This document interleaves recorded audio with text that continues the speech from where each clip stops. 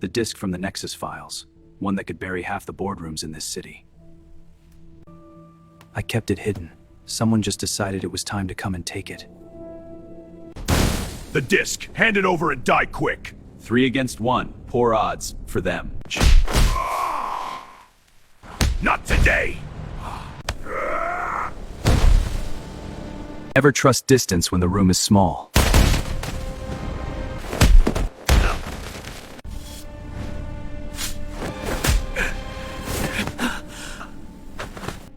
You're done. Not today.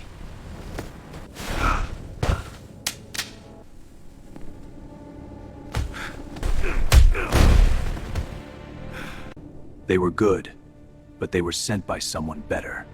One night, 3 bodies, and the real hunter is still out there. He wanted war.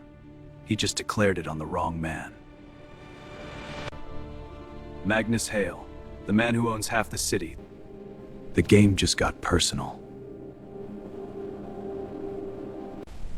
Tomorrow night, I end this.